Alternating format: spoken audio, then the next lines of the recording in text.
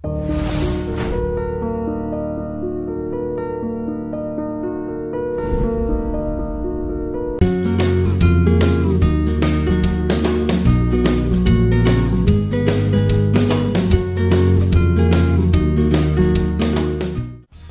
బాబా వారి పరిచయం ఎలా కలిగిందండి మీకు? బెంగళూరు వెళ్ళినప్పుడల్లా నేను ఇక్కడికి వెళ్తే అక్కడ రైల్వే లైన్స్ ఉండేవి.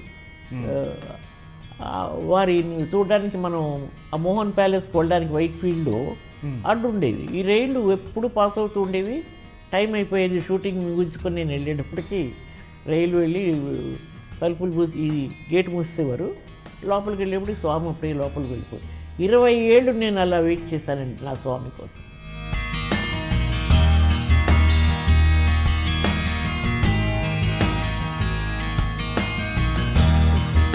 ఇలా పట్టుకుని కాళ్ళు దగ్గర పెట్టారు. నాకు నేను ఏడుస్తున్నాను. అప్పటికే నాకు ఆనందంలో ఏడుపు వచ్చేస్తుంది.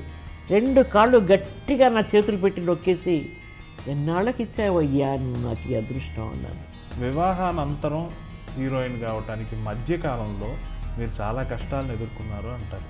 సత్యనారాయణపురంలో కాపురం అది, విజయవాడలో. ఏమీ తెలిసేది కదా నాకు అప్పుడు. 15 ఏళ్ళకి ఏం తెలుస్తుందండి? చదువు మానేశాను, రేడియో మానేశాను. ఈ సంసార జీవితంలోకి వెళ్ళిన తర్వాత చాలా కష్టాలే. అంటే ఆ రోజుల్లో ఎంత సిగ్గుపడేవాళ్ళం అంటే మీ జీతం ఎంత అండి అని అడగడం కూడా తెలియదు. అట్లాంటి పరిస్థితుల్లో ఆర్థికంగా సరిగా లేదు అనేది గ్రహించుకున్నా. మీరు చేయాల్సింది చివరి క్షణాల్లో ఇలా సినీపరమైన రాజకీయాలకు లోన ఎలా ఎప్పుడైనా జరిగిందా? పార్వతి క్యారెక్టర్కి ఆ ఇన్నోసెన్స్, ఆ ఏజీ, ఆ నాజూక్తనం కరెక్ట్గా ఉంటుంది అని బుక్ చేసుకున్నారండి. కారణం చెప్పకుండా రేపొద్దున షూటింగ్ అనగా నన్ను తీసేశారు. తీసేసి services are terminated, you are not in this movie అని లెటర్ పంపించేశారు ఇంటికి. కారణం చెప్పున్నా ఎందుకు తీశారో పలానా కారణం అని బాధ తగ్గుండేదేమో. 10 రోజుల పాటు బాధపడ్డాను.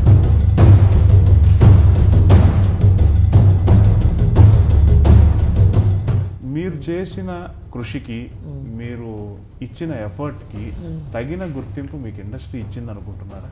లేదు, తెలుగు ఇండస్ట్రీ ఇవ్వలేదు. చిన్న చూపు చూసింది. ఓకే, ఎందుకు కొన్ని రోహిణి హతంగణిని తీసుకురావాలా, పాకిస్తాన్ నుంచి ఆర్టిస్టులను తీసుకురావాలా? మనం ఇక్కడ మన నేటివిటీ లేదా, వాస్తవికత లేదా, తెలుగుతనం లేదా మనకి? నేను చేయగలిగిన రోల్కి మీరు బాంబే నుంచి ఆర్టిస్టుని తీసుకొచ్చి వేస్తున్నాను.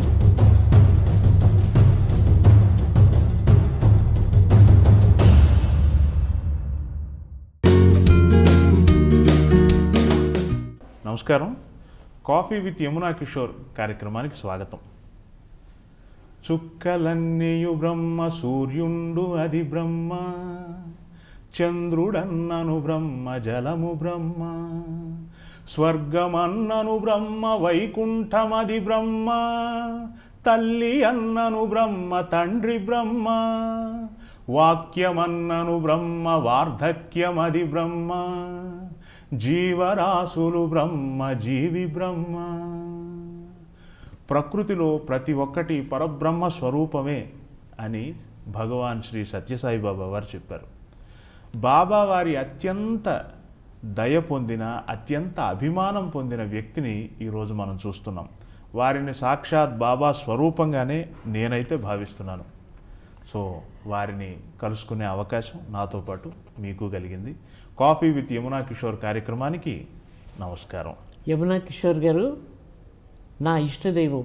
సత్యసాయి స్వయంగా రాసిన ఒక పద్యంతో మీరు ఈ కార్యక్రమాన్ని మొదలుపెట్టారు.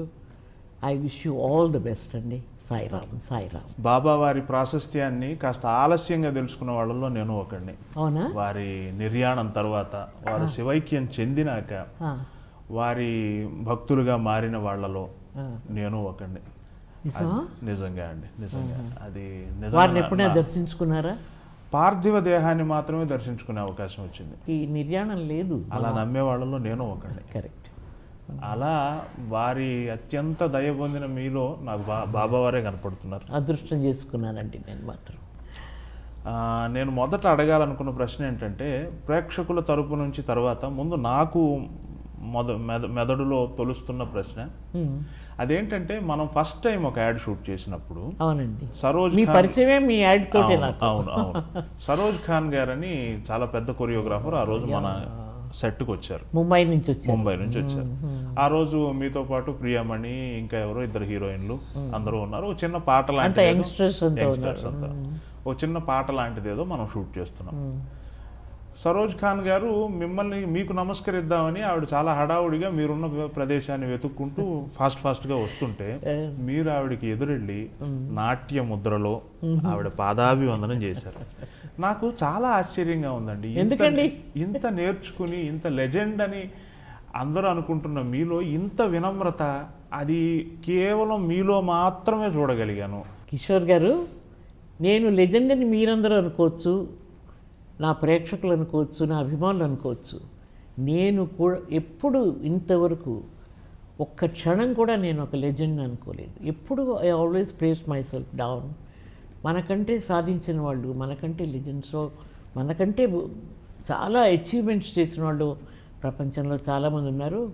వాళ్ళ ముందు నేను ఎంత అనుకునేదాన్ని తప్ప ఇప్పటికీ అదే భావంతో నేను ఇంకా ఇలా కంటిన్యూ అవుతున్నాను తప్ప నేనేదో పెద్ద గ్రేట్ అని మాత్రం అనుకుని ఒక్కరోజు కూడా నిద్రపోలేదండి. అలాంటి థాట్ నాకు ఎప్పుడూ రాలేదు. ఇంకా చూడవలసింది, నేర్చుకోవాల్సింది, సాధించవలసింది చాలా ఉందనే భావన ఇప్పటికీ నాకు. అందుకని ఆవిడలో ఉన్న గొప్పతనాన్ని నేను రికగ్నైజ్ చేసి ఎంతమంది ఫేమస్ హీరోయిన్స్ అందరినీ వాళ్ళని మంచి డాన్సర్స్ని చేసి, చాలా స్ట్రిక్ట్ లేడీ ఆవిడ, కాంప్రమైజ్ అవ్వదు దీని మీద. నేను చూసినంత వరకు, నేను వాళ్ళ ఇంటర్వ్యూస్ కూడా కొన్ని చూశాను. ఆవిడ వెళ్ళిపోతూ నాకు చెప్తూ ఆవిడ ఎమోషనల్ అయ్యారు. ఎంత గొప్ప మనిషి అండి ఆవిడ. ఆవిడ నేను చూడటమే నాబోటి వాళ్ళ ఆవిడ అన్నమాటలు, ఆవిడతో పనిచేయటమే గొప్పగా చెప్పుకోవాల్సింది. నేను ఆవిడ నాకు నమస్కరించడమే తప్పండి. ఎప్పుడు కూడా ఒక టాలెంట్ని గుర్తించి దాన్ని గౌరవించిన రోజే మనకి ఆత్మతృప్తి. మీ తరం గొప్పతనం, అది మీ తరం గొప్పతనం. ఇంకొకటి అరుదైన సంఘటన అదే రోజు జరిగింది. ఇన్ని షూట్స్ చేశాను నేను, ఒక 400 యాడ్స్ వరకు షూట్ చేశాను. ఏ షూట్లోనూ కూడా షూట్ అంతా అయిపోయాక ఒక హీరోనో, ఒక హీరోయినో, ఓ డైరెక్టరో సెట్లో అందరికీ డబ్బులు పంచడం అనేది నేను ఎప్పుడు చూడలే. మీరు షూట్ అయిపోయాక కెమెరామెన్ ఆ రోజు చోటాకి నాయుడు గారు, అతన్ని పిలిచి చోటా ఇట్రా అని పిలిచారు. ఆయన చాలా వినయంగా మీ దగ్గరకు వస్తే అతని చేతికి కొంత డబ్బులు ఇచ్చి, ఇది మన లైట్ మెన్లు అందరికీ పంచు అని చెప్పి వెళ్ళారు. నిజంగా మేమంతా సిగ్గుతో తలదించుకున్నాం. ఎందుకండి మేము ఎవ్వరూ కనీసం ఊహకు కూడా అందరి పని అందిన రెమ్యూనరేషన్లోనే కొంత అక్కడికక్కడే పని చేయాలి అనుకోవడం, అది ఎలా అంటే నేను ఎక్కువ పొగుడుతున్నాను అనుకోండి, నిజంగా నా మనసులో ఉన్న భావాలు అక్కడికక్కడే పంచి ఇవ్వాలి అన్న థాట్ ఎందుకు వచ్చిందంటారా? అది అది డబ్బు లేదని కాదు, వాళ్ళకి తక్కువైందని కాదు.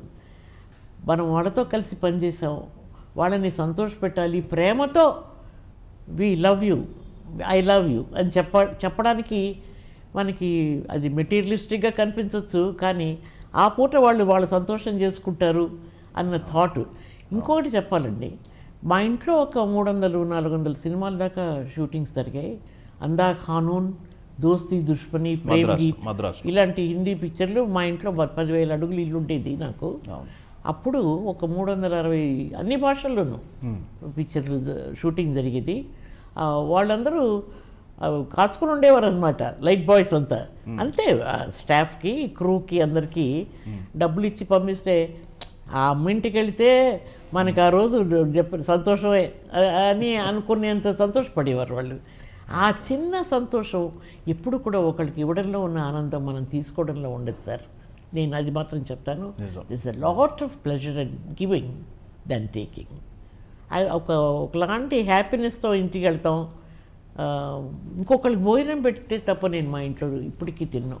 మా స్టాఫ్కి వడ్డించి వాళ్ళ కంచాలు తీసుకొని, వాళ్ళ పళ్ళాలు తీసుకొని వాళ్ళు బయటికి వెళ్ళిన తర్వాత ఉన్నది టేబుల్కి తెచ్చుకొని తినే అలవాటు నా 15వ సంవత్సరం నుంచి ఇప్పటి వరకు అలాగే జరుగుతుందండి.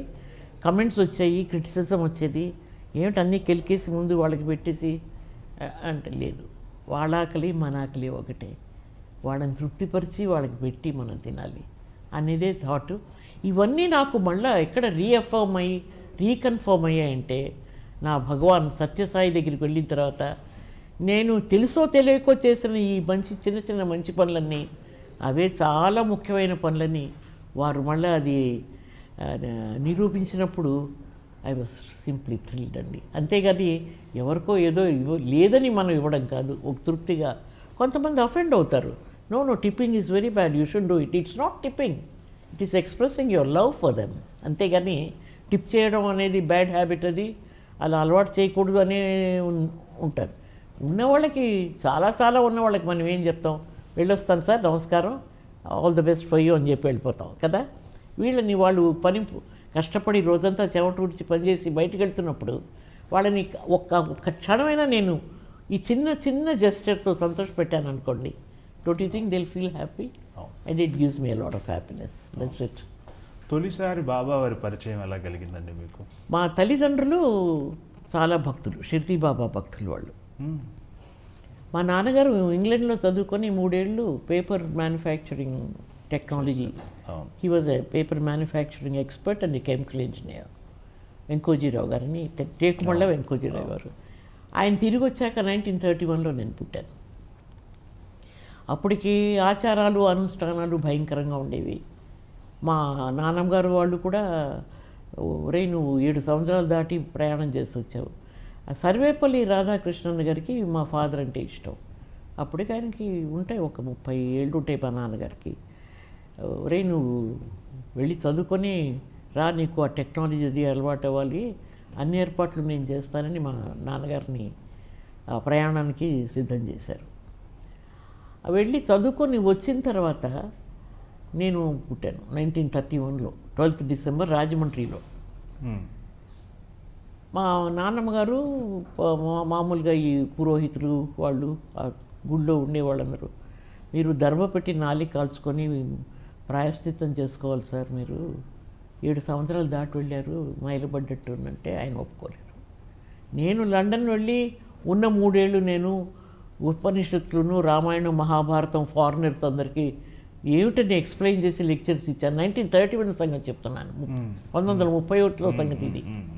ఐఎమ్ సారీ, నా ఆత్మ శుభ్రంగా ఉంది, నా మనసు ప్రశాంతంగా ఉంది, నేను ఇలాంటి వాటికి నేను ఒప్పుకోను అని ఆయన ఎదురు తిరిగి చేసుకోకపోవడంతో మమ్మల్ని మొత్తంగా ఆల్మోస్ట్ గుళ్ళోకి కానీ మఠాల్లోకి కానీ మమ్మల్ని వెళ్ళేసేంత పని చేశారు. ఓకే. సో నేను అప్పుడు నాకు ఊహ తెలిసిన తర్వాత నేను రెబెల్ అయ్యాను. ఇంట్లోనే మా అమ్మగారు రాముడు కృష్ణుడు అన్నీ పెట్టి పూజ చేసుకుంటూ ఉండేవారు. అమ్మాయి దండం పెట్టు నేర్పిస్తారు కదా మనకు ఊహ వచ్చినప్పటి నుంచి. ఎంతో 4-5 ఏళ్ళు వచ్చేప్పటికీ మనం ఇలా అంటాం కదా దేవుణ్ణి. అందరి దేవుళ్ళకి పూలు, పారిజాతం పూలు పక్కన ఉంటేవన్నీ వేసి దండం పెట్టుకునేదాన్ని. అప్పటి నుంచి దేవుడు మన ఇంట్లోనే ఉన్నాడు, దేవుడు మన దగ్గరే ఉన్నాడు అన్న థాట్ వచ్చి ఈ గుళ్ళు గోపురాలు పూజా పునస్కారాలు బయటకు వెళ్ళడం అవన్నీ కట్ అయిపోయినాయి నాకు. అప్పటి నుంచే నేను రెబెల్ అయ్యాను. మా నాన్నగారు చేయని తప్పుకి దర్భ పెట్టి నాలుగు కాల్చుకొని ప్రాయశ్చిత్తం చేసుకోవాలి, అయినా అది కుదిరే పని కాదు. No, I'm not going to go through that అని ఆయన అన్నందుకు నేను అప్పటికే నాకు కొంచెం తెలివి వచ్చేసింది. 5-7 ఏళ్ళకి నేను అలా తయారయ్యానండి మనిషిని. బాబా గారు పరిచయం అనేది ఆయన ఎక్కువగా మద్రాసు వస్తుండేవారు.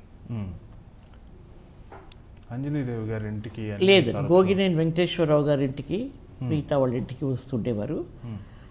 అక్కడికి నేను మా అమ్మగారు వెళ్తానంటే ఒకసారి వెళ్ళాము. తర్వాత నాకు ఆయన్ని చూసిన తర్వాత నేను ఎప్పుడు మా అమ్మని అడిగేదాన్ని, నిజంగా దేవుడు ఉన్నాడా, అందరికీ దండం పెట్టమంటున్నావు నువ్వు, మనకి ఇప్పుడే దేవుడు కనిపిస్తాడా అని అడిగేదాన్ని చిన్నప్పుడు. నాకెందుకో ఆయన్ని చూసిన తర్వాత నేను దండం పెట్టిన దేవుడు ఈయనే అని అనిపించిందండి నాకు. నేను రోజు ఈయన రాముడు, ఈయన కృష్ణుడు, ఈయన వెంకటేశ్వర స్వామి అని చెప్తున్నారు, నాకు ఎందుకో ఈయనే దేవుడిలాగా ఉన్నాడే అనిపించిందండి. అవి ఇంకా అక్కడి నుంచి ఐ స్టార్టెడ్ సీయింగ్ హిమ్. ఆయన ఎప్పుడు వచ్చినా దర్శనం చేసుకోవడం అలా అయ్యి 1964లో మా పెద్దమ్మాయికి పెళ్ళి, చాలా చిన్న వయసులోనే మంచి సంబంధం వచ్చిందని పెళ్ళి కుదిరింది మాకు. అది ఆయన అడగాలని కోరిక వచ్చిందండి నా మనసులో.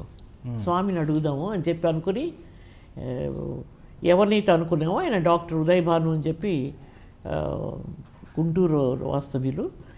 ఆ అబ్బాయిని ఆయన డాక్టరేట్ చేశాడు, ఎంఎస్సీ పిహెచ్డి. ఈ స్పెషలైజ్డ్ ఇన్ డైస్ అనమాట. తర్వాత ఇంపీరియల్ కెమికల్ ఇండస్ట్రీస్కి వర్క్ చేశారు గుజరాత్లో. మంచి సంబంధం స్వామి, పెళ్లి చేయిస్తా అని అడిగాను. ఆ గోగినేని వారి ఇంట్లోనే కలుసుకున్నాం మేము. కలుసుకుంటే విష్ చేసి విభూది ఇచ్చి మంచి సంబంధం చెయ్యి అన్నారు. ఇంకా అప్పటి నుంచి నా మనసులో అది నిలబడిపోయారు ఆయన స్వామి. ఇంకా ఎక్కడ అవకాశం వచ్చినా ఆయన దర్శించుకునేదాన్ని వెళ్ళి, అంతేకాని దూరంగానే ఉండేదాన్ని. ఆయన ఎప్పుడు బాధ పెట్టేదాన్ని కాదు. ఈ పెళ్లి విషయంలో అప్పుడు అడిగాను. తర్వాత కన్నడ పిక్చర్లో ఎక్కువ వర్క్ చేశాను, చాలా పిక్చర్స్ చేశాను. నేను బెంగళూరు వెళ్ళినప్పుడల్లా నేను ఇక్కడికి వెళితే అక్కడ రైల్వే లైన్స్ ఉండేవి. వారిని చూడడానికి మనం ఆ మోహన్ ప్యాలెస్కి వెళ్ళడానికి వైట్ ఫీల్డ్లో అడ్డు ఉండేది. ఈ రైళ్ళు ఎప్పుడు పాస్ అవుతూ ఉండేవి. టైం అయిపోయేది, షూటింగ్ ముగించుకొని నేను వెళ్ళేటప్పటికి రైలు వెళ్ళి తలుపులు మూసి ఈ గేట్ మూసేవారు. లోపలికి వెళ్ళేప్పటికి స్వామి అప్పుడే లోపలికి వెళ్ళిపోయి 20 ఏళ్ళు నేను అలా వెయిట్ చేశానండి నా స్వామి కోసం. 20 ఏళ్ళు నేను వైట్ ఫీల్డ్లో దర్శనం చేసుకోలేకపోయాను. ఇప్పుడే హారతి తీసుకొని స్వామి లోపలికి వెళ్ళిపోయారు అని చెప్పేవారు. సో మనకి ఏదో టైం వస్తే తప్ప కుదరదు అనుకున్నాను. తర్వాత 1995లో మా అన్నయ్య గారు కూతురు శచి అని చెప్పి, అది ఆయనే ఆ అమ్మాయికి సేవాదండ ఉండేదట. ఆ అమ్మాయికి ఆయనే పెళ్లి చేశారు. ఏదో ఒక డిసప్పాయింట్మెంట్లో విరక్తితో అమ్మాయి అక్కడ చేరిన టైంలో స్వామి అమ్మాయిని లేవదీశారు పైకి. ఆయన భక్తుడు సాయి సురేంద్రనాథ్ అని చెప్పి ఆయన పక్కనే ఉండి ఆయనకి సేవ చేసే, ఈ వాజ్ ఏ బోటనీ లెక్చరర్ ఇప్పుడు. అతన్నిచ్చి పెళ్లి చేసి అమ్మాయిని బ్యూటిఫుల్గా వేరే భక్తి భావంలోకి దింపేశారు అమ్మాయిని. నేను ఏదో డిస్టర్బ్డ్గా ఉన్న స్టేట్లో 1992 షీ సెడ్, ఆంటీ మనం అక్కడికి వెళ్దాం జానకంటే, మీరు ఏదో కొంచెం డిస్టర్బ్డ్గా ఉన్నారు, ఏదో డిస్టర్బెన్స్ ఉంది మీకు మనసులో, ఒకసారి బాబా దగ్గరికి వెళ్దామని తన కారులోనే ఎక్కించుకొని వైట్ ఫీల్డ్ తీసుకెళ్ళింది నాకు. వెళ్ళి ముందు వరుసలో కూర్చున్నాం. ఇలాగా 20 ఏళ్ళు వెయిట్ చేస్తాను, ఇవాళ కనిపిస్తారా ఈ స్వామి నాకు ఏమిటో అనుకొని కూర్చున్నానండి. ఇలాగా బయట పద్మాసనం వేసుకొని కూర్చున్నాను ఫ్రంట్ రోలో. ఈ పాప తీసుకెళ్ళింది కదా మా అన్నయ్య గారు కూతురు. అలా నన్ను అక్కడి నుంచి చూశారండి, దిగొచ్చేసారండి. అలా నిలబడిపోయారండి నా ముందు. 2 పాదాలు క్లియర్గా, అంగి ఇంత పొడుగునుంది, వారు లోపల వేసుకునేది పొడుగ్గానే ఉంది. ఇలా ఆయన అందంగా ఒక గ్రేస్ఫుల్గా, ఒక ఫెమినైన్ గ్రేస్ ఉంది స్వామిలో అప్పుడప్పుడు. అలా నాజుగా ఏదో ప్రపంచం మీద గ్లోబ్ మీద నడిచేస్తున్నట్టే ఉంటుంది ఆయన నడుస్తుంటే. ఇలా పట్టుకుని కాళ్ళు దగ్గర పెట్టారు. నేను ఏడుస్తున్నాను అప్పటికే, నాకు ఆనందంలో ఏడుపు వచ్చేస్తుంది. 2 కాళ్ళు గట్టిగా నా చేతులు పెట్టి నొక్కేసి, ఎన్నాళ్ళకి ఇచ్చావయ్యా నువ్వు నాకు ఈ అదృష్టం అన్నాను. ఇప్పటికీ నాకు అది తలుచుకుంటే ఏడుపు వస్తుందండి. అట్లా అప్పటి నుంచి నన్ను వదిలిపెట్టలేదండి. ఏ ఒక్క విషయానికైనా జానకి వచ్చిందా అని అడిగేవాట అంజలీదేవి గారిని. 1995లో లేడీస్ డే, ఇందిరాగాంధీ బర్త్డే రోజు they have inaugurated first time. That happened in 1995. So అప్పుడు నన్ను జానకిని తీసుకురా, ప్రోగ్రామ్ తనే కాంపీర్ చేయాలి, బాగా మాట్లాడుతుంది తెలుగు అన్నారట. అంటే ఈవిడ నాకు ఫోన్ ఏమ్మా జానకమ్మ, బాబా నిన్నే రమ్మంటున్నారు అంది. అంటే ఎందుకమ్మా నేను ఏటంటే, లేదు మీరు ప్రోగ్రామ్ ఏదో చేయాలట అన్నాను. ఆ విఐపి ట్రీట్మెంట్ అంటే వెళ్ళిన తర్వాత అంత ఆప్యాయంగా నన్ను పిలిచి, అదంతా రికార్డ్ అయి ఉండింది, బయటకు వచ్చేసాయి కూడా ఆ డివిడీలు. దాంట్లో దగ్గరగా నా మొహం మీద పెట్టి, ఇవాళ సాయంత్రం నీదే, నువ్వే చేయాలంతా జానకి. ఎప్పుడు జానకి అనే పిలిచేవారు, నోరు జానకి అనేటప్పుడు ఆ కీ అని చెయ్యిలా తిప్పేవారు. అంటే ఆ కీ ఆయన చేతిలో ఉంది, కీ అని కేవై కీ వచ్చేది ఆయన చేతిలోకి, జానకి అని లాంగేట్ చేసి అనేవారు అన్నమాట. సో దెన్ ఐ సెట్, స్వామి నా వల్ల అవుతుందో, మీరే ఉండి చేయించాలి, నాకేం తెలియదు స్వామి అన్న. First time I'm going in to Prasanthi Nilayam పుట్టపర్తిలో. It was a wonderful programme. Susheela garu, P Susheela గారు, తర్వాత మన ఇంకొక ఆవిడ లీల గారు, వీళ్ళందరూ చాలామంది సాంగ్స్ అందరూ వచ్చారు. నేను I had to compare the whole thing. వాళ్ళ కూర్చొని మధ్యాహ్నం అంతా సైటేషన్స్ రాసుకున్నా, వాళ్ళని గురించి ఒక్కొక్కరి గురించి 2 ముక్కలు చెప్పాలి కదా. నాకు నర్వస్నెస్, బాబా ముందు నిల్చుని నేను చేయగలను అసలు ఈ ప్రోగ్రామ్ అని అనుకున్నాను నేను. అంతా రెడీ అయిపోయింది. ఒకవేళ ఈ స్వామి నన్ను ఏదైనా మాట్లాడమంటే ఏం చేయాలి నేను అనుకున్నా అని కొంచెం హోంవర్క్ చేశా రూమ్లో, కొంచెం భోజనం చేసేసి. బ్యాడ్జెస్ ఇస్తున్నారు అందరికీ. చిరంజీవిరావు గారిని ఒక ఆయన ఉన్నారు, స్వామి దగ్గర ఇప్పుడు ఉండేవారు, ఇప్పుడు ఉన్నారు అనుకుంటాను, పెద్దవారు, చాలా పెద్దవారు. జానకి మీతో ఎవరు వచ్చారు, బ్యాడ్జ్ ఇవ్వాలన్నారు. ఉన్నారండి, ఒకరు ఉన్నాను. ఎవరంటే స్వామిని నేను అన్నాను. స్వామి దగ్గరికి వెళ్ళి స్వామి బ్యాడ్జ్ నేను అడగడం ఏమిటి. ఆయన అలాగే ఏం చేశారంటే స్టేజ్ మీద ఈ ప్రోగ్రామ్ బాగా జరిగింది, నా డ్యూటీ నేను కరెక్ట్గా చేశాను. సడన్గా 10,000 ముందు జనం ముందు ఆయన అనౌన్స్ చేశారు, 10,000 ఉంటారు ఆ రోజు. ఈ సెట్ జానకి చాలా విచిత్రమైన మనిషి, ఇలా ఎన్నో కష్టాలు అష్ట కష్టాలు పడి నా దగ్గరికి వచ్చేసింది, ఇప్పుడు అన్నీ తప్పించుకుని ఏమనుకుంటుందో అదే మాట్లాడుతుంది, ఏం మాట్లాడుతుందో అదే చేస్తుంది అని దీవించారండి. ఆ మాట అంతకంటే నాకు ఇంకేం కావాలి, నా జన్మ తరించింది ఆ రోజు. తర్వాత మాట్లాడు ఉన్నారు, నాకు వణుకొచ్చింది, స్వామి ముందు ఏం మాట్లాడతాను అనుకున్నాను నేను. But I made a good speech. ఎక్కువగా స్త్రీలను గురించి మాట్లాడాను.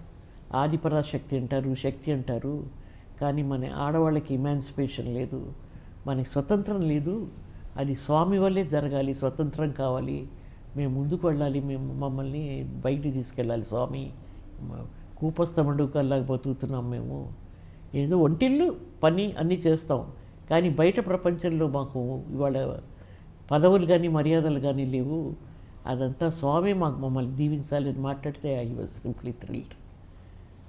మామూలుగా ఓం అనే మాట లేడీస్ అనకూడదని, ఇది నిజం అండి కిషోర్ గారు?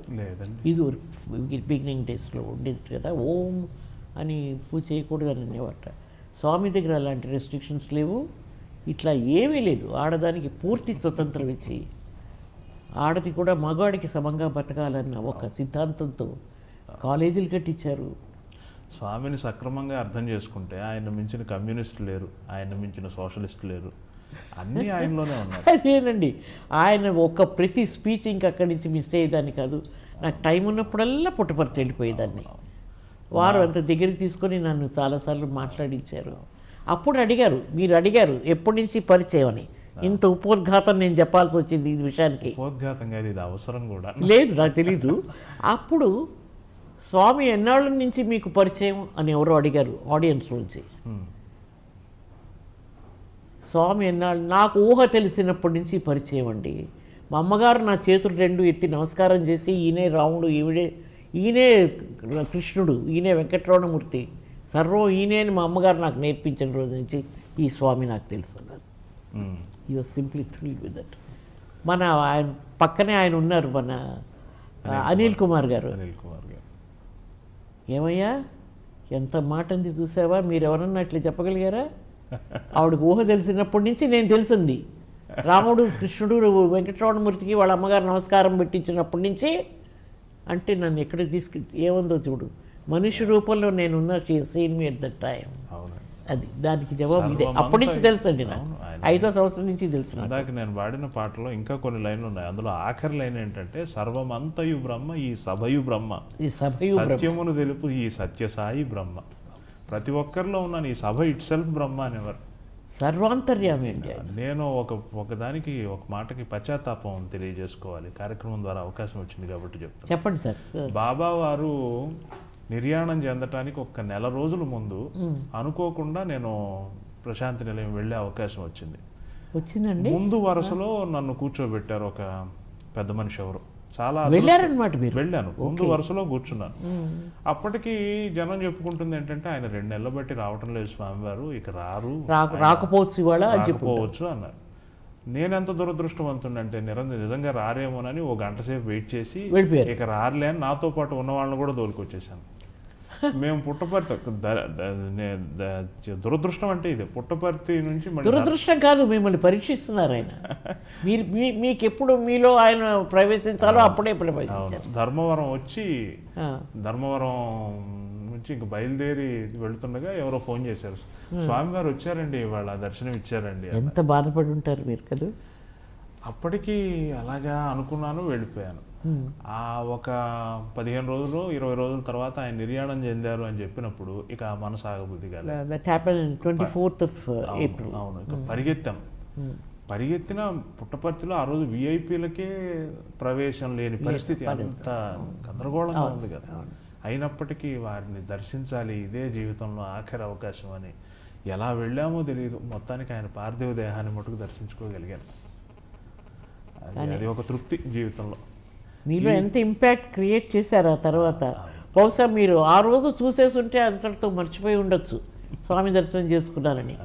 ఆయనని చూడలేకపోయానని ఆ దుగ్ధ, ఆ తపన మీలో ఉండిపోయి మీరు ఆయన గురించి రీసెర్చ్ చేసి ఆయన గురించి మిగతావి తెలుసుకొని మీలో ఐక్యం చేసుకున్నారు ఆయన్ని కదా. అవునండి, ఏం లేదు, స్వామి నాలోనే ఉన్నారు, స్వామిలోనే ఉన్నారు.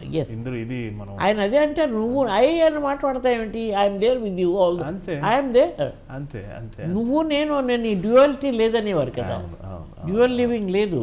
అవును, చాలా సంప్రదాయ బ్రాహ్మణ కుటుంబంలో పుట్టారు. అవును, మీ నాన్నగారు కూడా విదేశాల నుంచి వచ్చిన విప్లవ భావాలు ఉన్నప్పటికీ మీకు అంటే మీరు హీరోయిన్ కావడానికి మటుకు చాలా సంశయంతోనే వచ్చారు. అవును, ఆ విశేషం చెప్తారా? అంటే మీరు గతంలో చాలాసార్లు చెప్పున్నా కానీ ఒక్కసారి మన ప్రేక్షకుల కోసం, అంటే ఇది మహిళా సాధికారికత కోణంలో అడుగుతున్నాను నేను. నాకు సంశయం లేదు, మా ఇంట్లో వాళ్ళ అబ్జెక్షన్ దానికి. వాళ్ళకి సినిమా అనేది ఒక చెడ్డ అభిప్రాయం ఉన్న రోజులు. గుణసుందరి కథలో నేను రావాల్సిందని రేడియో నాటకాల్లో వేస్తున్నప్పుడు నా కంఠం విని బిఎన్ రెడ్డి గారు రేడియో స్టేషన్ డైరెక్టర్కి ఫోన్ చేసి, ఈ అమ్మాయి ఎలా ఉంటుందంటే సన్నగా పీలగా ఉంటుందండి, నాజుగ్గా తెల్లగా ఉంటుంది, మంచి జుట్టు, పొడుగడ్డి జడ, చాలా నాజుగ్గా కనిపిస్తుందండి, వాయిస్ మాత్రం అట్లా ఉంటుంది అని ఏదో చెప్పాడట ఆయన. వచ్చి చూడొచ్చా అని ఆయన పర్మిషన్ తీసుకొని వచ్చి నన్ను రేడియో స్టేషన్లో కలిశారు ఆయన, బిఎన్ రెడ్డి గారు. అమ్మాయి వేషం ఇస్తావా, హీరోయిన్ వేషం ఉంది నాకు, చేస్తావా అని అడిగారు. నాకంతా 15 ఏళ్ళు అప్పుడు. అంతే, అంటే నాలో ఎక్కడో ఉంది యాక్ట్ చేయాలని. అంటే చిన్న చిన్న నాటకాలు స్టూడియో దీంట్లో వేసేవాళ్ళం స్కూల్లో. దుర్గాబాయి దేశ్ముఖ్ ఆంధ్రప్రదేశ్లో చదువుకున్నా కొన్నాళ్ళు. దుర్గాబాయి దేశ్ముఖ్ గారిని పర్సనల్గా కలిసే అదే కలిసే అవకాశం కాదు, చాలా రోజులు కంటిన్యూ అయింది. ఆయన చింతామణి దేశ్ముఖ్ ఆవిడని పెళ్లి చేసుకున్న తర్వాత అక్కడ అవార్డ్స్ తీసుకున్నప్పుడు ఆవిడే ఆవిడ చేతులతో నాకు అవార్డుని ఇచ్చేవారు ఢిల్లీలో. అది కాదు, నేను ఆవిడ దగ్గర చదువుకున్నా ఓ ఏడాది పాటు. అప్పుడు వెంకట పార్వతీ రజనీకాంతరావు, నళినీకాంతరావు గారు దగ్గర, బాలాంతరపు వాళ్ళ దగ్గర నేర్చుకున్న కొద్దిపాటి తెలుగే ఇప్పుడు మీతో నేను మాట్లాడగలుగుతున్నాను. వాళ్ళు నేర్పిన తెలుగే నాకు ఆంధ్ర మహిళా సభలో. రాజమండ్రిలో గవర్నమెంట్ గర్ల్స్ హై స్కూల్లో 2nd ఫార్మ్ దాకా చదువుకున్నా. మా చెల్లె కృష్ణకుమారి, నేను ఇద్దరు. గారి వ్యక్తిత్వం మీ మీద ప్రభావం చూపించిందా? యాక్చువల్గా ఆవిడ విడో అయిన తర్వాత లా చదువుకొని మళ్ళా పెళ్లి చేసుకున్నారంటే మరి ఆవిడ ఎంత విప్లవం తీసుకొచ్చారు ఆడజాతికి కదా. Oh she was my role model for a long time. ఆవిడలాగా నిక్కచ్చిగా ఉండాలి, ధైర్యంగా ఉండాలి, లైఫ్ని ఎదుర్కోవాలన్న, ఇట్స్ నెవర్ టూ లేట్. ఆవిడ విడో అయిన తర్వాత, ఏజ్ అయిన తర్వాత లా చదువుకుని పాస్ అయ్యారు కదండి. అందుకని దుర్గాబాయమ్మ గారితో చాలా పరిచయం. కానీ మా నాన్నగారిని పిలిచి ఓ 2 నాటకాల్లో వేషాలు వేశాను, రుక్మిణి వేషం, రాధా వేషం, స్కూల్ ప్రోగ్రామ్స్ యానివర్సరీలో. మా నాన్నగారిని పిలిచి, ఏమో వెంకోజీ దీనికి చదువుకుంటే యాక్టింగ్ బాగా వస్తుందయ్యా అన్నారు. అప్పటికే నేను రేడియోలో బాలానందం ప్రోగ్రామ్స్లో చదువుతున్నప్పుడు నా వాయిస్ విని ఆచంట జానకిరామ్, ఆరుద్ర, ఆచార్య ఆత్రేయ, పాలగుమి పద్మరాజు గారి వాళ్ళ పెద్ద స్క్రిప్ట్స్లో హీరోయిన్ పాత్రలు చదివేదాన్ని రేడియోలో. నాకప్పుడు ఒక నాటకం ఒక గంటన్నర ఉండేది రికార్డింగ్. నాకు 20 రూపాయలకి చెక్ ఇచ్చేవారు వాళ్ళు, గవర్నమెంట్ ఆఫ్ ఇండియా నుంచి. అప్పుడు ఆకాశవాణి అనేవాళ్ళం కదా మనం, మద్రాస్ కేంద్రం అని అనౌన్స్ చేసేవారు. ఆ డబ్బులన్నీ నేను బ్యాంక్ అకౌంట్ ఓపెన్ చేసుకుని దాచుకునేదాన్ని. మా ఇంట్లో ఎవరికైనా కొంచెం డబ్బులు తక్కువైతే అప్పిస్తుండేదాన్ని, మళ్ళీ వాళ్ళు పెట్టేయాలి అక్కడ దాంట్లో. అంత స్ట్రిక్ట్గా, అంటే మా నాన్నగారి దగ్గర నుంచి నేర్చుకున్న అలవాటు అండి ఇది. తమాషా కూడా, ఆటలాడుకోవడానికి కూడా ఒక చిన్న అబద్ధం చెప్పనిచ్చేవారు కాదు.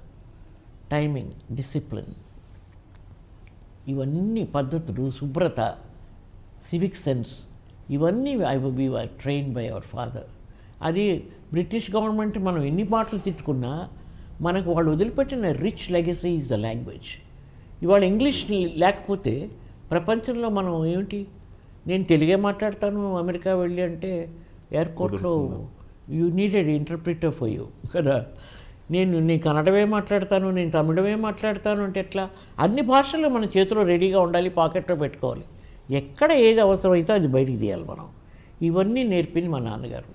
తర్వాత ఎక్కువ చదువు లేదు మా అందరికీ, అంటే చాలా పెద్ద కుటుంబం, చాలామంది ఫ్యామిలీలో చాలామంది అన్నయ్యలు చాలామంది ఉండేవాళ్ళం అండి. ఒక్కొక్కడిగా మా అన్నయ్యలు, మా అన్నయ్య, మా చెల్లెళ్ళు, మా తమ్ముళ్ళు, చాలామంది పెద్ద ఫ్యామిలీ. నా తర్వాత పుట్టింది కృష్ణకుమారి. అందరికంటే చిన్నవారా కృష్ణకుమారి? లేదండి, అందరికంటే చిన్నవాడు భాస్కర్ అని, ఆయన ఇప్పుడు మెడ్రాస్లో ఉంటాడు మా తమ్ముడు. నా పెళ్ళికి వాడికి 3వ నెల. మా మమ్మీ మీరు రేడియోలో పర్ఫార్మెన్స్ ఇచ్చే టైంకి మీ కుటుంబం యావత్తు మద్రాసు వచ్చేసి అంటే మెడ్రాస్ గవర్నమెంట్ వర్క్ చేస్తున్నారు మా నాన్నగారు. అక్కడ పేపర్ మిల్లు సృష్టించాలి, క్రియేట్ చేయాలని ఖలీల్ గవర్నమెంట్ ఉండేది అప్పుడు.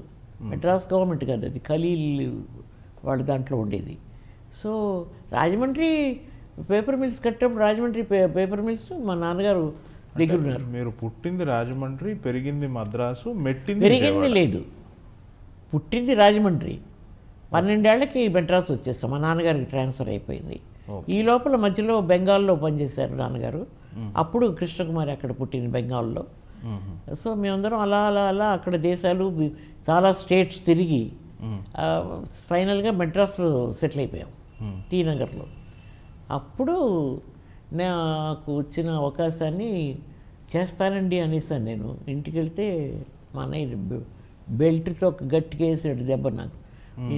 అమ్మ దీన్ని రేడియో స్టేషన్ పంపించిందే తప్పు, ఇప్పుడేమో సినిమాలో యాక్ట్ చేస్తానంటుంది, రేడియో స్టాప్ చేసేయి, పెళ్లి చేయాలి దీనికి అని అనుకున్నారు. వాళ్ళకి భయం వేసింది, సినిమాల్లోకి వస్తానని పెళ్లి చేశారు.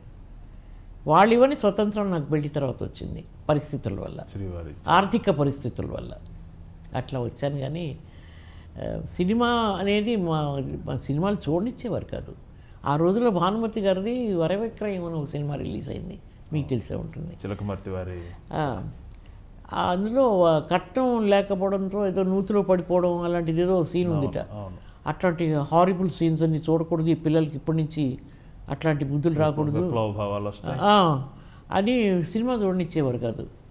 అట్లాంటి వాళ్ళం మేము సినిమాల్లో ఇవాళ నేను కానీ మా చెల్లెలు కానీ మేము ఇవాళ సినిమాతోనే మా జీవితాన్ని మేము సరిదిద్దుకొని, మా సంసారాన్ని సరిదిద్దుకొని, మేము చేయగలిగిన చిన్న చిన్నవన్నీ చేయగలిగామంటే ఈ సినిమా పెట్టిన భిక్షే కదండి మాకు ఇవాళ.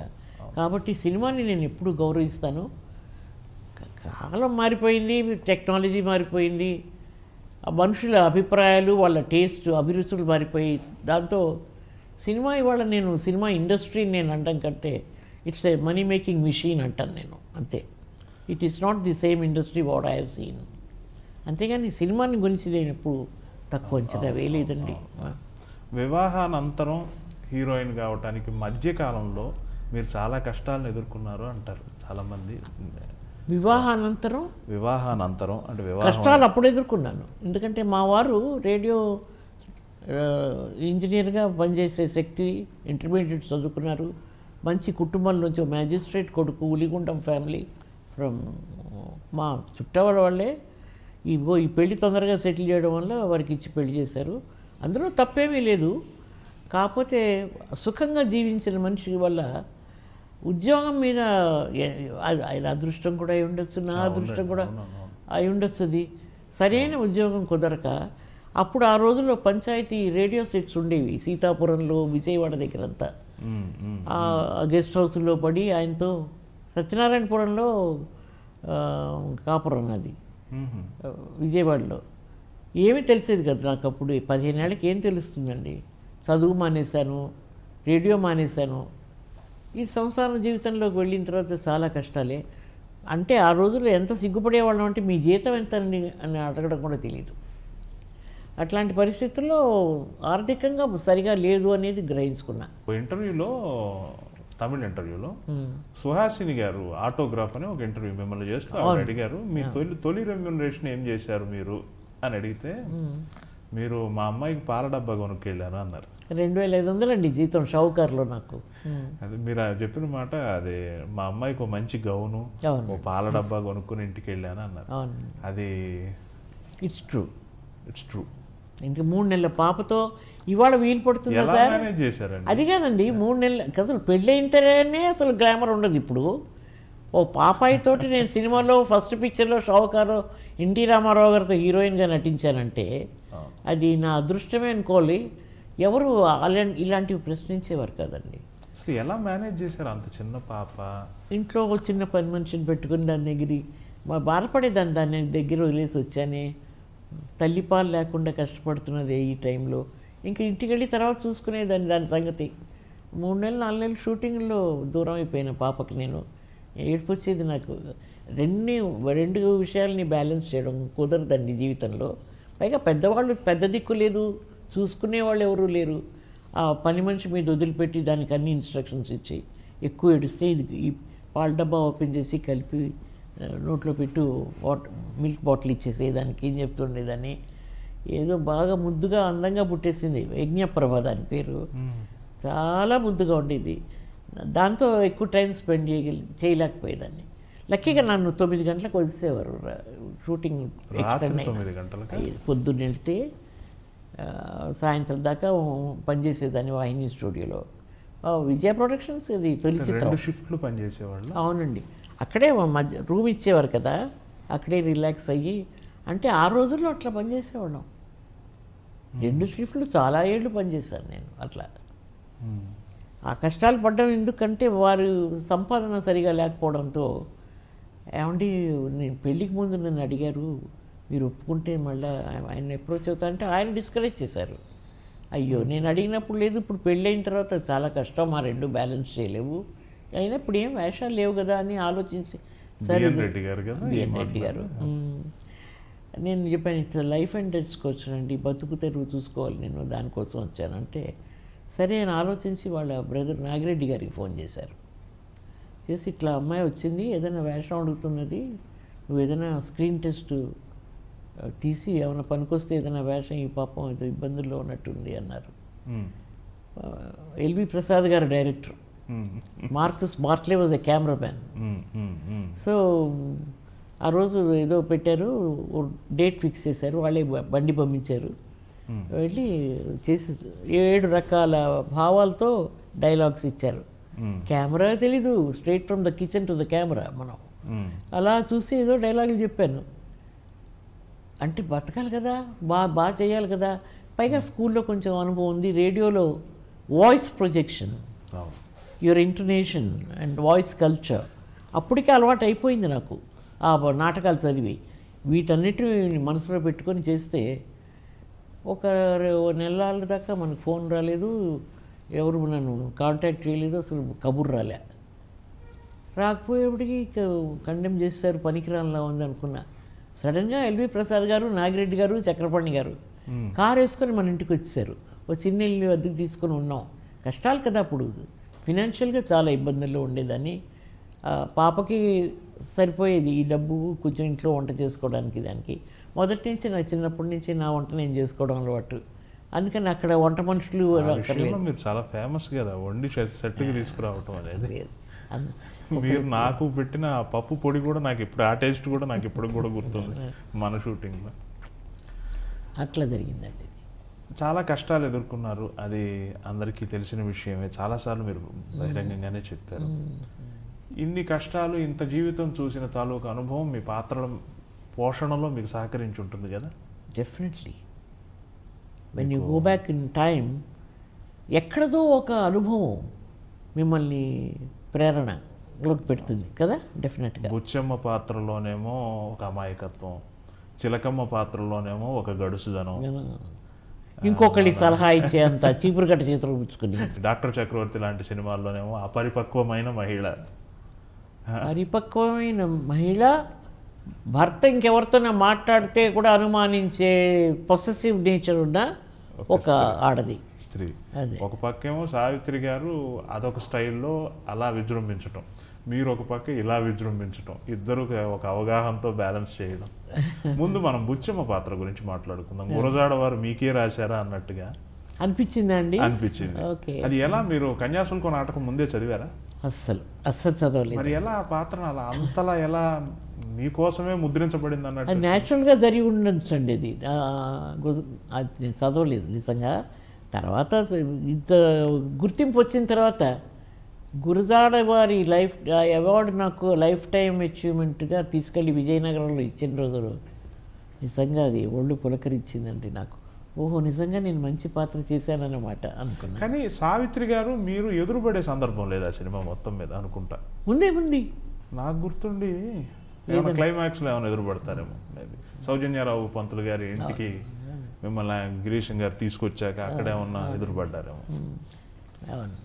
అది మీరిద్దరూ మీ పాత్రలు ఇన్ని అంత ఫ్లరిష్ అవుతాయని ముందే ఏమైనా ఎక్స్పెక్ట్ చేశారా ఆ షూట్ టైంలో? అంత మెచ్యూరిటీ లేదండి, అంత పరిజ్ఞానం లేదు ఆ రోజుల్లో. ఆ డైలాగ్ డెలివరీ, గురజాడ వారు రాసిన డైలాగ్ డెలివరీ ఏమిషా అలా చెప్పాలి, అది ఎవరు ట్రైన్ చేశారు మీకు? అక్కడ సెట్లోనే చెప్పేవారు ఈ భాష ఇలా ఉండాలి అని. కొంచెం 5 నిమిషాల్లో నేర్చేసుకొని నాకు I have an aptitude for languages. మీరు ఏదైనా చెప్పారనుకోండి 2 సార్లు వింటే వచ్చేసింది నాకు. ఆ శక్తి ఇచ్చాడు భగవంతుడు నాకు.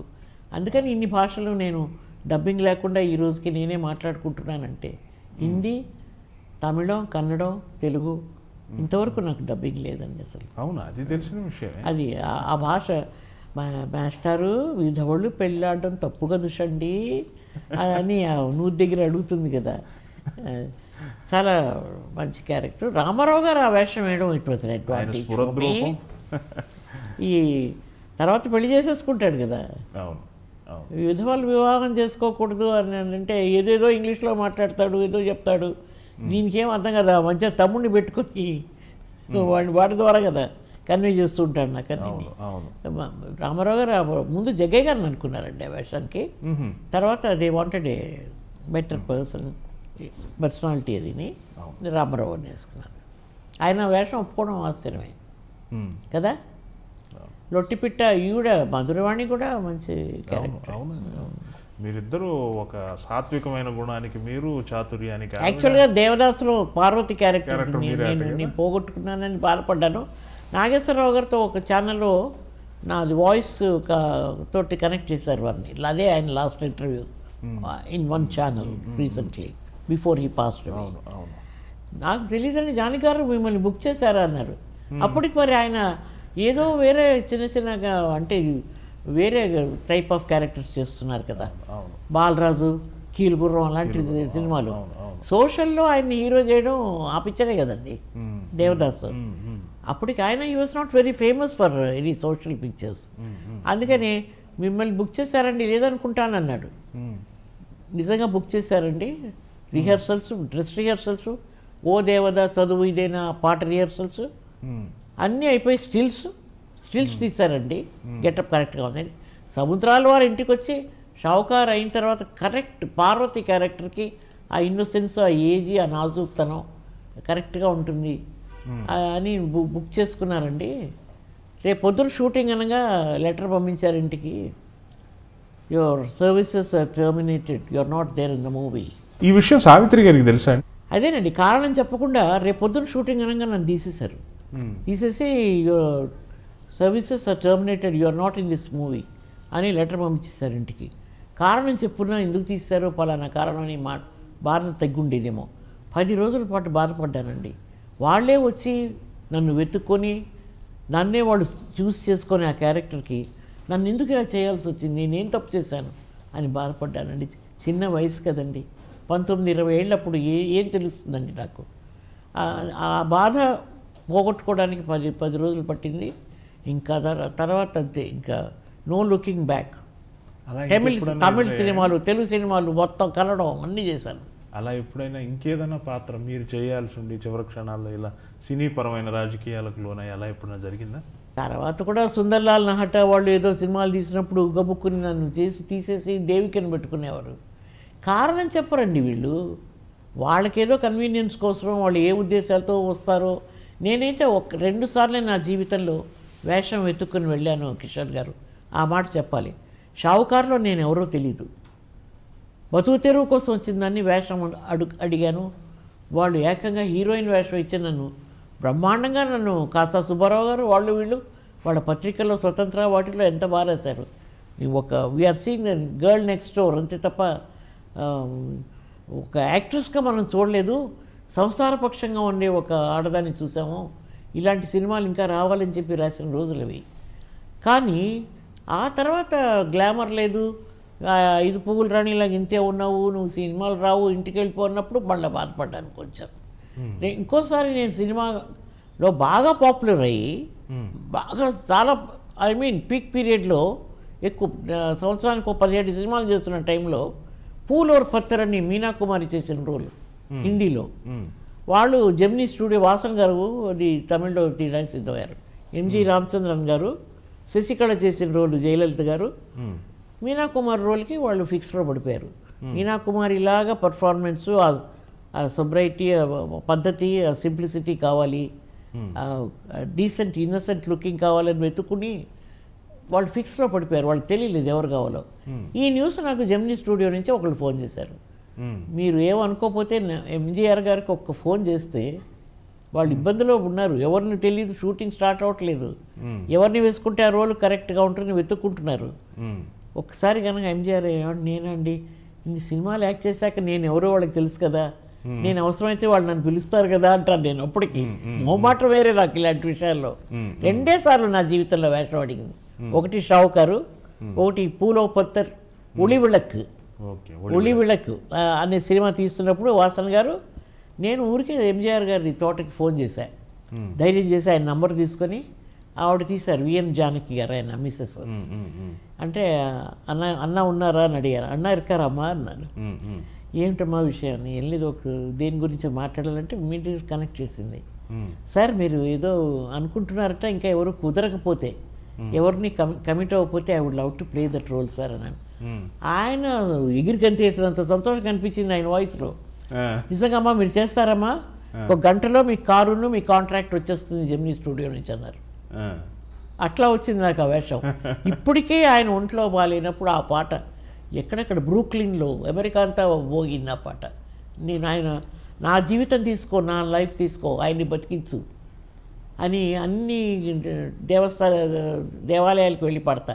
చర్చ్కి వెళ్తాను, దర్గాకు వెళ్తాను, హిందూ టెంపుల్కి వెళ్తాను. అలాంటి సాంగ్ ఆ పిక్చరైజేషన్ మాత్రం ఎక్స్ట్రాడినరీగా ఉండింది. I made my name. అది తర్వాత చిన్న ప్రాబ్లం వచ్చింది. ఆవిడ చిన్న రోలే కదా చేశారు, ఆయన జోడీగా. నేను హీరోయిన్ కదా పిక్చర్లో.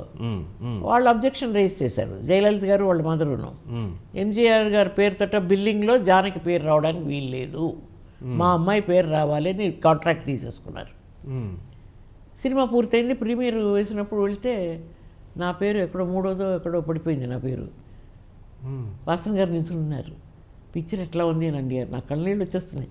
సార్ నేను హీరోయిన్ చేశాను కదా, ఎంజీఆర్ గారి తర్వాత నా పేరు రావాలి కదా అంటే ఆయన నిజంగా కళ్ళనీళ్ళు పెట్టుకున్నారండి ఆ రోజు.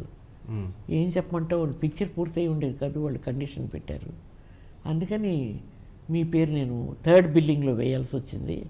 బట్ పిక్చర్ రిలీజ్ అవని అమ్మా, you sky is the limit, నీకు వచ్చే మర్యాదకి నీకు వచ్చే పేరుకి అన్నారు. అక్షరాలా నిజం జరిగిందండి అది. అట్లా కొన్ని సంవత్సరాలు కష్టాలు ఉన్నాయి, కానీ గత వైభవం రాదు కిషోర్ గారి వల్ల. ఇండస్ట్రీకి ముందుకెళ్ళిపోతుంది ఈ ప్రపంచం. గ్లామర్ లేదు అని అంటున్నారు. పుదియ పరవై సినిమా చూశాను, పార్థ జ్ఞాపకం వెళ్ళయ్యో. ఓయా, అప్పుడు అనేవారండి మీకంటే గ్లామర్ ఎవరున్నారు ఆ పాటలో.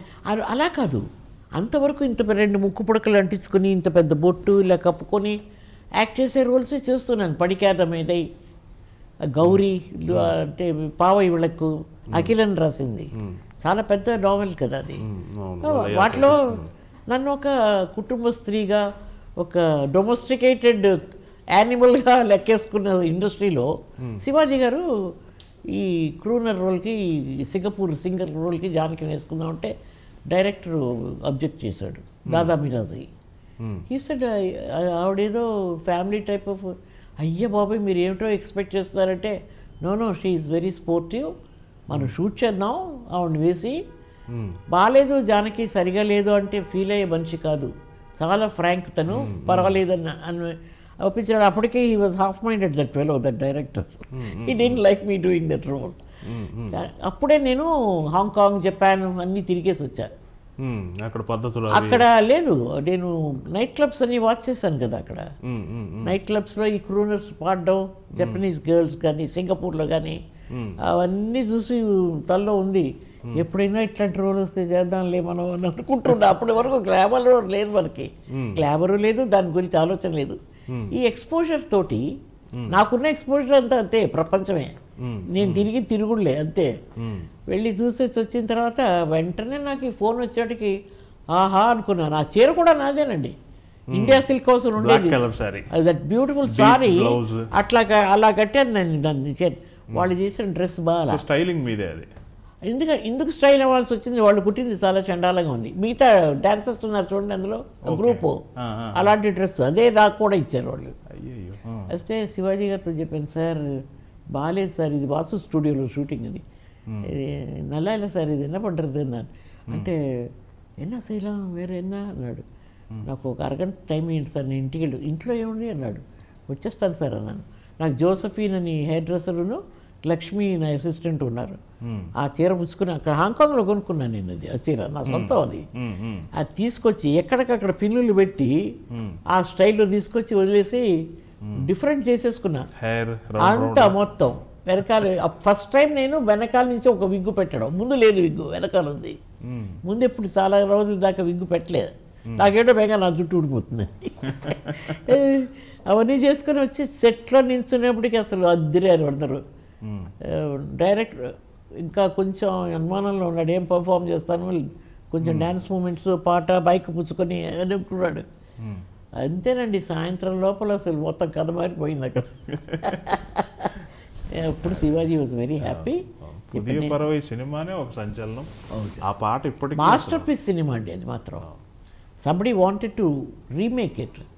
శివాజీ గారి క్యారెక్టర్కు జానకి క్యారెక్టర్ ఎవరు చేస్తారు, హీరోయిన్ ఎవరన్నా చేయొచ్చు.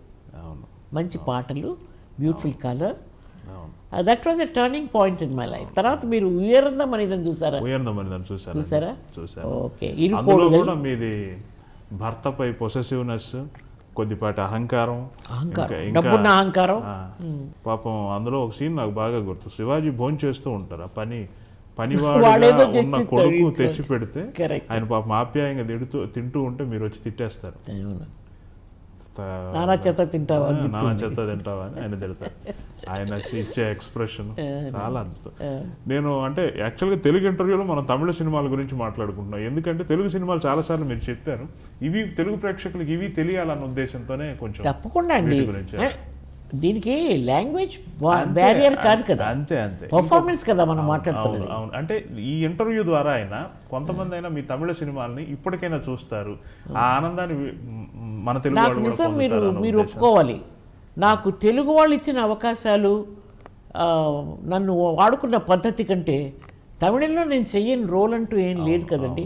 దానికి తోడు నేను ఓన్గా ప్రొడ్యూస్ చేసిన మమతా, బెంగాలీ వర్షన్ సుచిత్ర చేసిన రోలు, మదర్ అండ్ డాటర్ నేను చేశాను. అది మాత్రం మీరు ఎప్పుడు వీలైనా నా కోసం మీరు చూడాలి. There is nothing I can do. K Balachander గారు డైరెక్ట్ చేశాడు. ఇంకొకటి నేను చిన్నప్పటి నుంచి నాకు బాగా ఇష్టమైన సినిమా భాగ్యలక్ష్మి. మాలై పొడిదిన్ మైకతిలే. ఆ అనుభవం గురించి చెప్పండి మేడం. అనుభవం అంటే మళ్ళీ అది చచ్చిపోయింది అనుకుని విడో రోలే. విడో అంటే చచ్చిపోయాను అనుకుని వేరే పెళ్లి చేసుకుంటాడు హీరో. ఆ ఇంట్లోనే ఈవిడే పనికి చేరుతుంది, అప్పుడు విడోగానే బతుకుతుంది. సో తర్వాత మాలై పొడుగు మైకతిలే పాటే అసలు చాలా, అదే ఆ అర్థం అంత బాగుంది. కనవిల్ వందవర్ యారెన కేట్టేన్ కణవరెండ్రార్ తోడి, కనవిల్ వందదుం కణవరెండ్రాల్ మరైందదు ఏం తోడి. ఎందుకు మాయమైపోయాడు లైఫ్లో నుంచి. మంచి సాంగ్ అండి. ఇప్పటికే అది ఫేమస్ అండి. పి సుశీల్ గారు చాలా బాగా పాడారు, చాలా పాడారు. ఇరుకోడుగలు 2 lines బాలచంద్ర డైరెక్షన్లో I played the district collector. మీరు ఇంత హీరోయిన్గా ఇన్ని సినిమాలు చేసినాక సంసారం ఒక మిన్సారం తెలుగులో తీస్తున్నప్పుడు, సంసారం ఒక చదరంగం తీస్తున్నప్పుడు పని అమ్మాయి రోల్ ఒప్పుకున్నారు, కానీ చాలా ఇంపార్టెంట్ పాత్రే.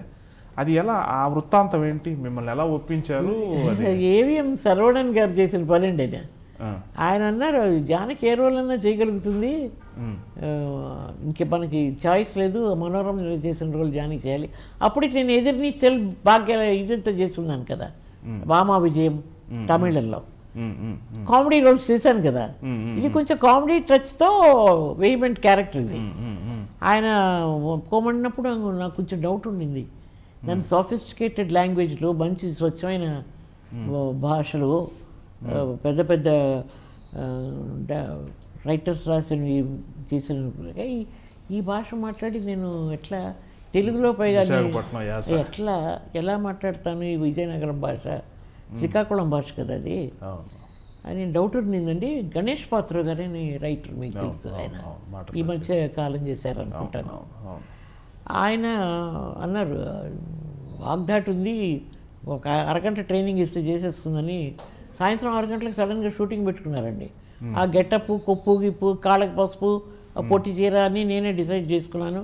గబగబా రెడీ అయిపోయాను. సార్ కూర్చోండి, ఒక అరగంట సేపు నా ట్రైనింగ్ ఇవ్వండి సార్, నాకు భయం వేస్తుంది సార్ ఆ భాష మాట్లాడాలంటే. ఆయన ఎట్లా మాట్లాడాడో తూచా తప్పకుండా అట్లా ఇమిడియేట్ చేయడానికి ట్రై చేసి వచ్చేసిందండి భాష. నేను చెప్పాను ఎక్కడైనా ఎర్రర్ ఉంటే నేను డబ్బింగ్లో కరెక్ట్ చేసుకుంటానని డబ్బింగ్లో ఇంకొంచెం ఆధార కొట్టేసేదండి. బాగా వచ్చిందండి. ఆయన అన్నారు, జానకి నీ క్యారెక్టర్ కనుక ఒప్పుకుంటే నీ picture sky is the limit, అంత బాగా పోతుంది. 175 రోజులు పోయిందండి ఆ సినిమా. మారుతిరావు గారి రోలు, నా రోల్ కోసం.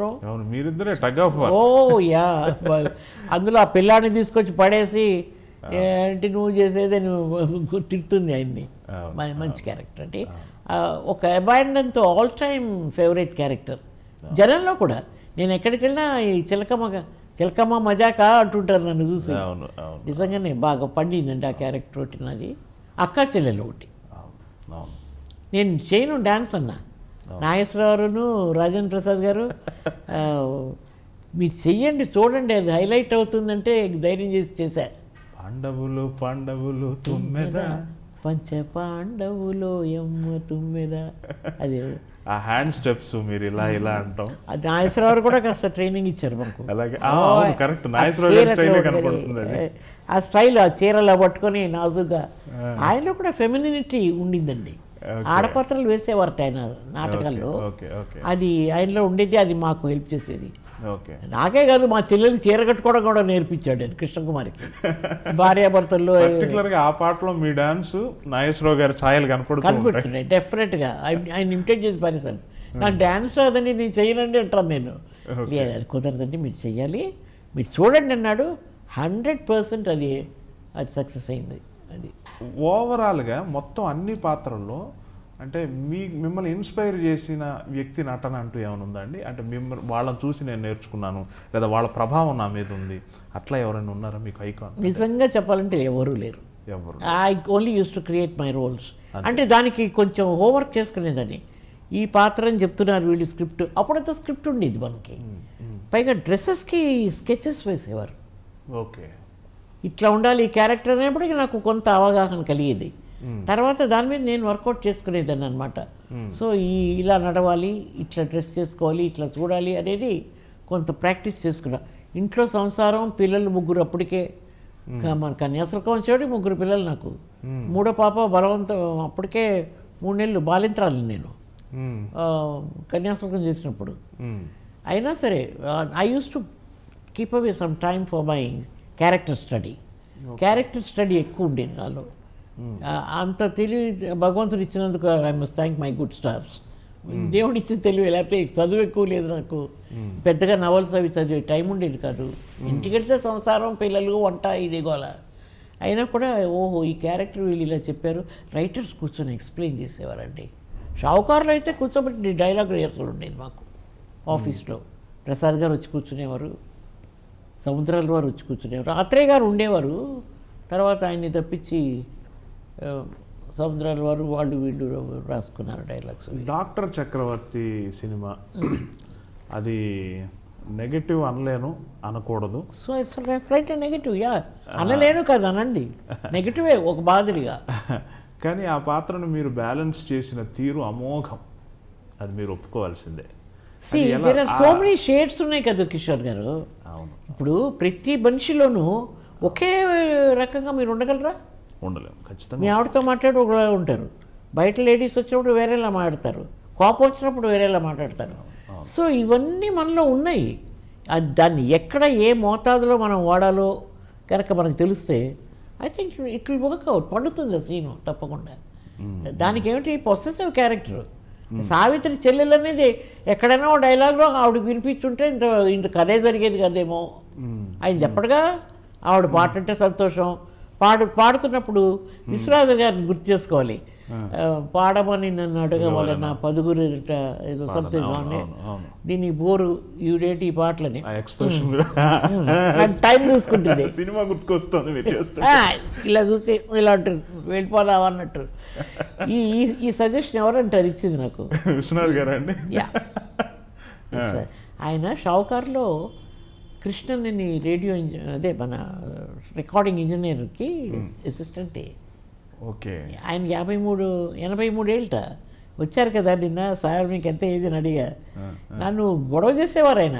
జానకి కళ్ళు చూస్తే నాకు భయం అన్నారు ఒక చోట పత్రికలో. మీ ఇద్దరం కలిసి ఓ లయన్స్ ఫంక్షన్ ఏదో వెళ్ళాం, లయన్స్ క్లబ్ది. విశ్వనాథ్ గారు అలా అన్నారు, అంత క్రూరంగా ఉంటాయా నా కళ్ళు, ఎందుకన్నారు సార్ అన్నాను స్టేజ్ మీదే. అంటే అవి సన్మోహనాస్త్రాలు అవి, అది విషయం, అందుకని భయం వేస్తుంది అన్నారు. అలాగా నిన్న ఒకటి చెప్పాను స్టేజ్ మీద కూడా, నేను మాట్లాడుకో వారిని గురించి 10 వాక్యాల్లో చెప్పవలసింది ఒక్క చూపులో ఫినిష్ చేస్తారు ఆయన. ఒక చిన్న చేతి మూమెంట్లో ఒక్క చిన్న వాక్యంతో ఫినిష్ చేశారు.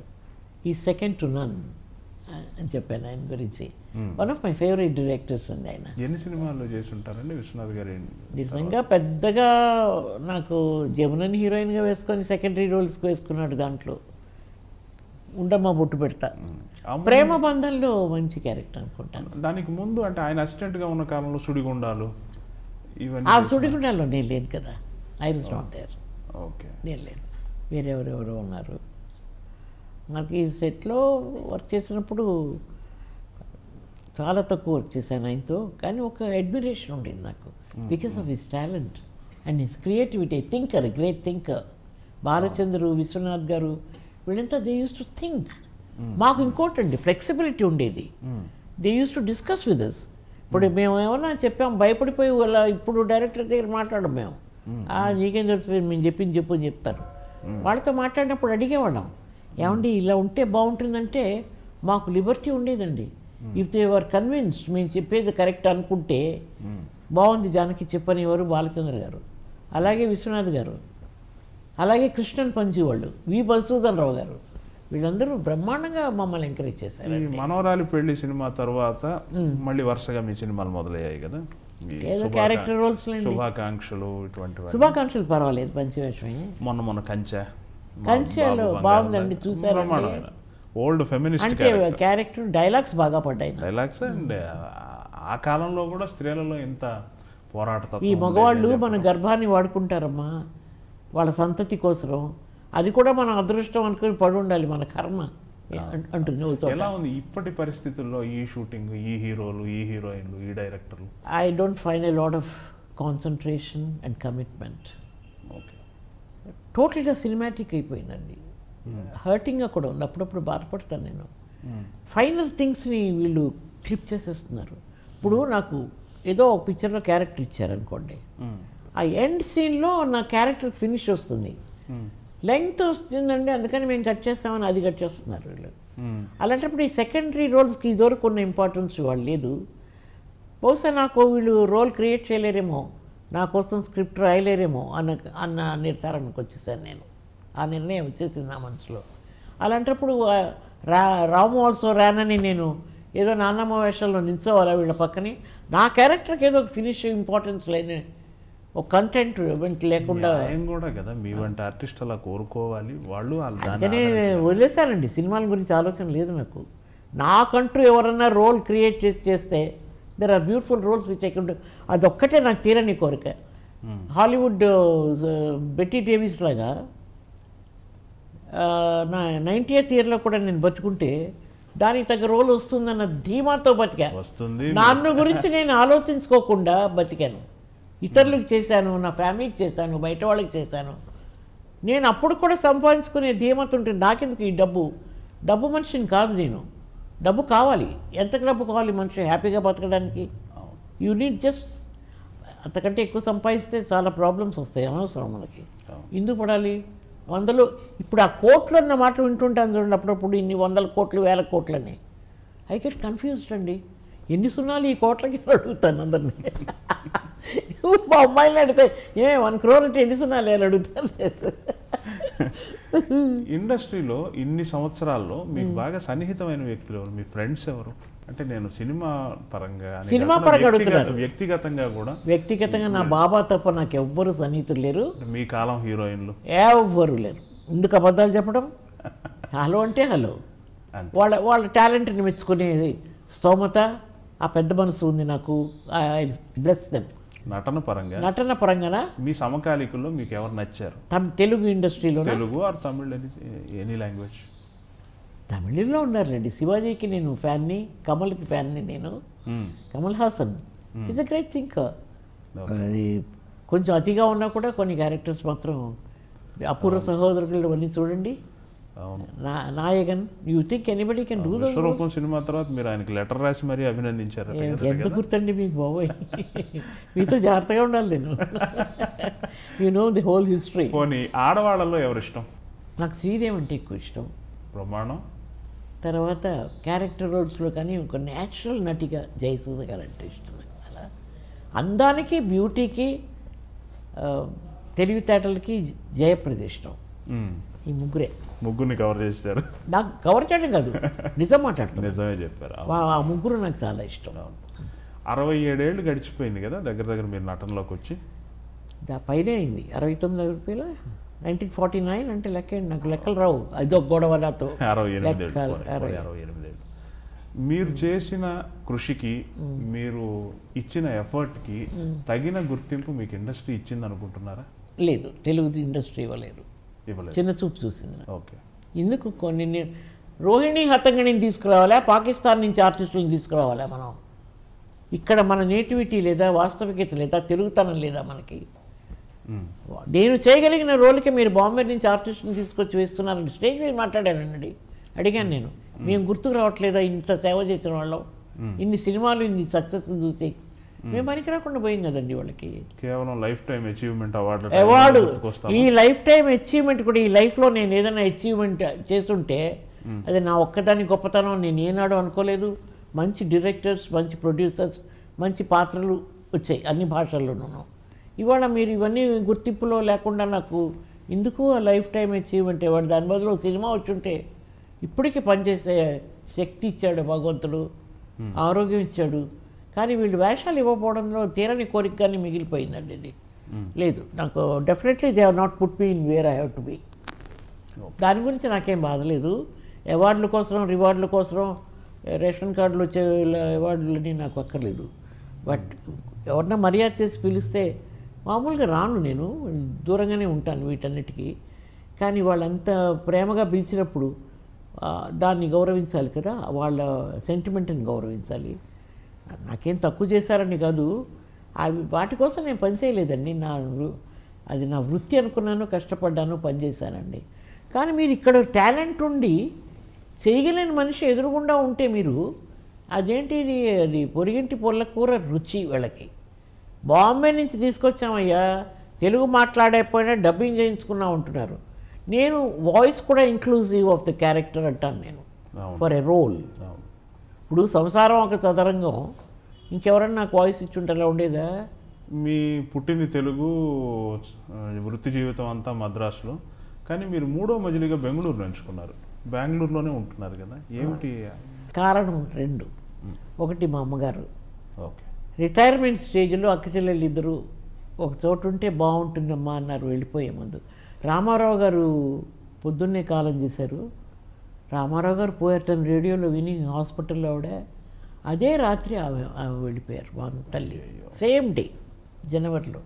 మా అమ్మగారి కోరిక ఒకటి, ఒక్కదాని వల్ల పడుంటావు అమ్మ అంత పెద్ద ఇంట్లో, ఆ పిల్లలంతా అమెరికాలో ఉన్నారు, ఎవరూ లేకుండా ఏంటి అమ్మా. నేను చెప్పాను, నా స్వార్థం కోసం వాళ్ళని ఎక్కడమో తెచ్చిపెట్టుకుంటాను, వాళ్ళ బతుకులు వాళ్ళవి, వాళ్ళకి ఎన్నో కోరికలు ఉంటాయి, ఎన్నో ఆశలు ఉంటాయి.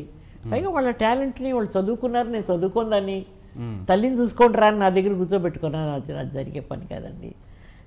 నేను ఎక్కడొక్కడ సెటిల్ అయిపోతాలే అంటే బాబా గారి దగ్గరికి వెళ్ళినప్పుడు ఆయన చెప్పారు నాతో.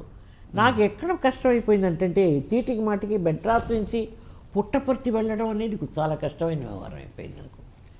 స్వామి నేను అనుకున్నాను ఇక్కడైతే 175 మైళ్ళు నాకు బెంగళూరు నుంచి పుట్టపర్తి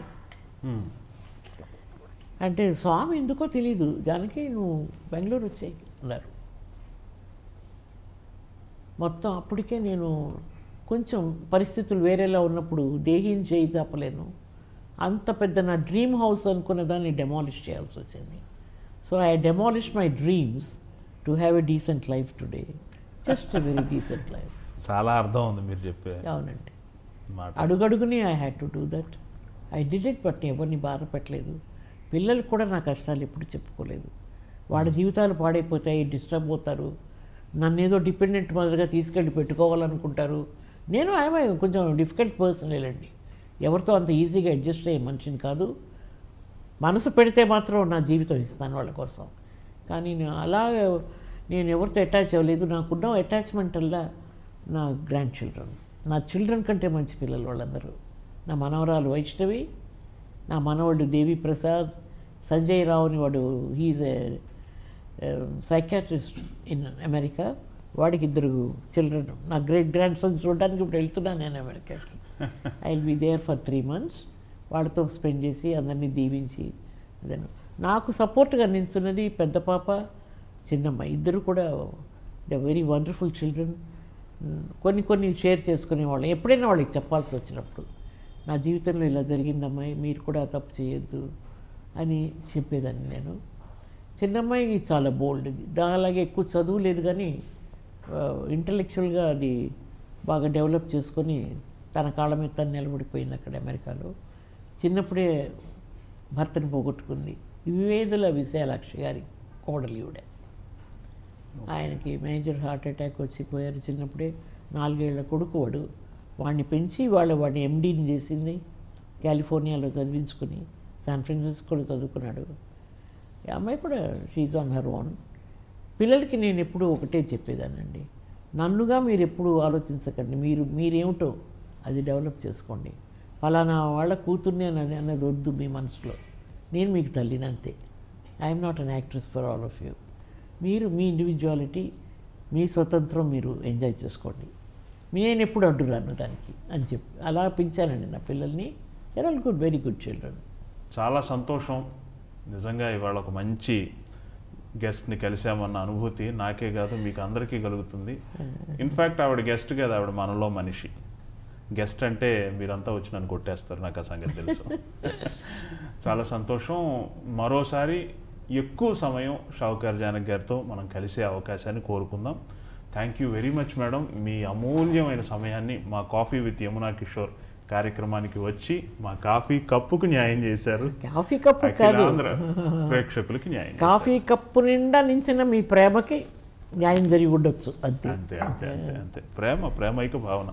బాబా గారు చెప్పింది అదే కదా, లవ్ ఫర్ ఎవ్రీథింగ్. నిజంగా మీ మూలంగా నేను టెక్సావి మనిషిని కాదు, నాకు పెద్దగా టెక్నికల్గా ఏమీ తెలీదు. ఏదైనా చెప్తే చేయడం తప్ప ఈ రోజుకి నా తలకాయని వేరే విషయాలకి నేను పాడు చేసుకోలే, నాకు తెలియదు అసలు ఏమని.